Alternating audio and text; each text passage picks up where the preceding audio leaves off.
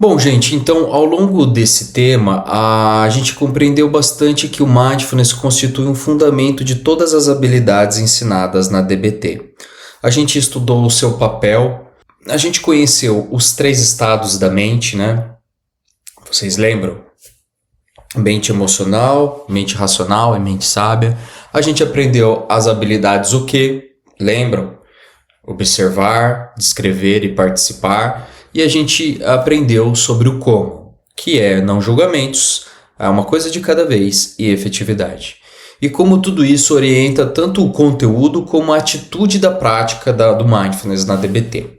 Então, nesta aula, a gente vai reunir todos esses conhecimentos para compreender como eles se traduzem em mudanças concretas na vida das pessoas.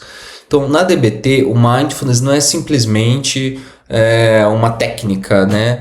Mas sim uma condição muito maior de criar um ambiente, um espaço, né? Uma relação terapêutica mais habilidosa em termos do fundamento da consciência plena.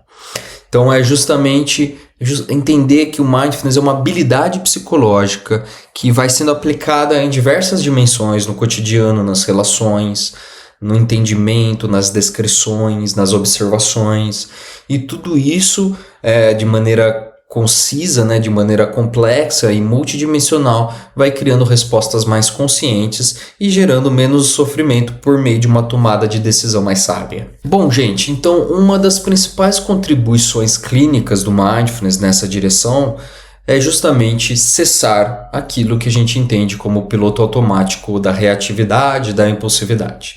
Então, em situações de intensa ativação emocional, é muito comum que os pensamentos, as emoções, os comportamentos ocorram em sequência muito rápida, e isso vai favorecendo cada vez mais para quadros de impulsividade, de esquiva e de respostas pouco adaptativas.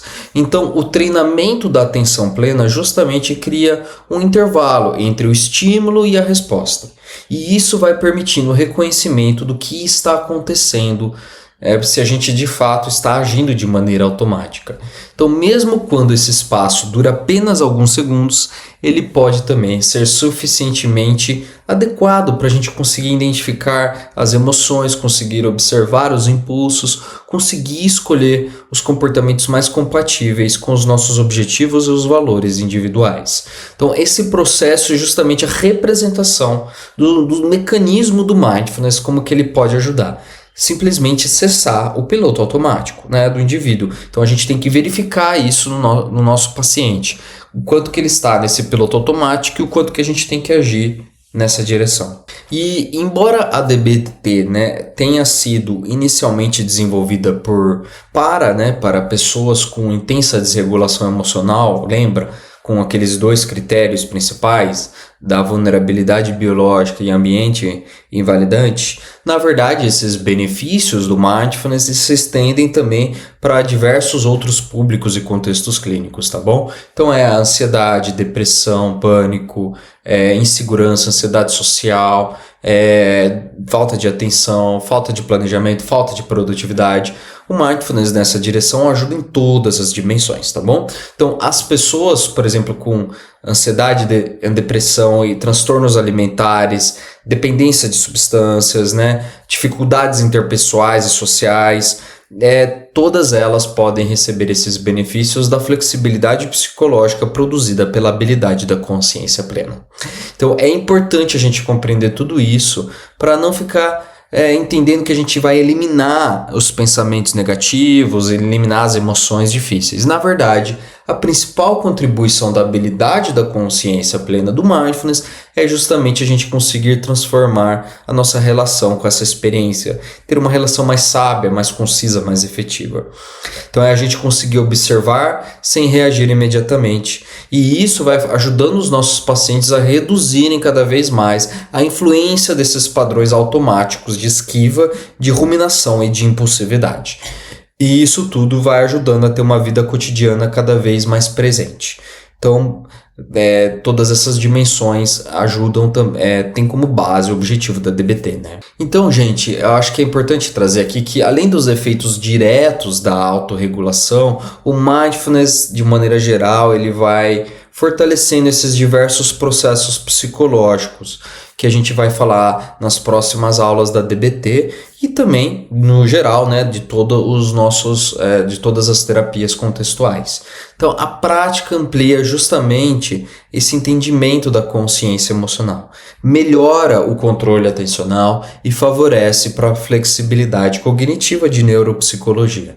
E isso tudo vai ajudando nessa diminuição do estresse, na diminuição da sobrecarga e, sobretudo, daquela vulnerabilidade biológica que a gente trouxe nos pacientes com borderline. Então, é importante entender que toda essa postura vai favorecendo para um menos criticismo, né, e para uma abertura mais coerente com a experiência humana. E isso tudo vai criando esses espaços da aceitação e da autocompaixão. Então, por essa razão, o Mindfulness não se constitui como um módulo isolado de terapia, né? Ele é justamente um fundamento do tratamento. Ele serve exatamente para um pressuposto básico para o desenvolvimento das habilidades que a gente vai falar da DBT, que é a habilidade da regulação emocional, da tolerância ao mal-estar e da efetividade interpessoal.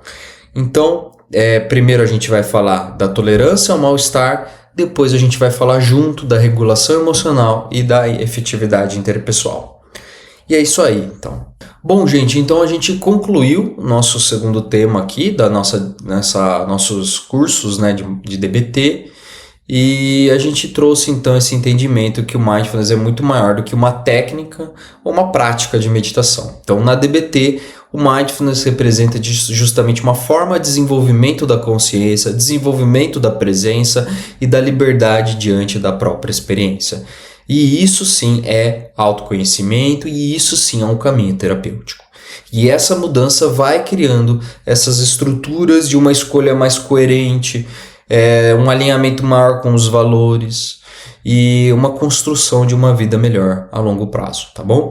Então, no próximo tema, então, a gente vai justamente falar sobre a tolerância ao mal-estar e a gente vai se aprofundar nessa compreensão das emoções, das suas funções adaptativas e das estratégias utilizadas pela DBT para reduzir a vulnerabilidade emocional e promover respostas mais saudáveis diante dos desafios da vida cotidiana.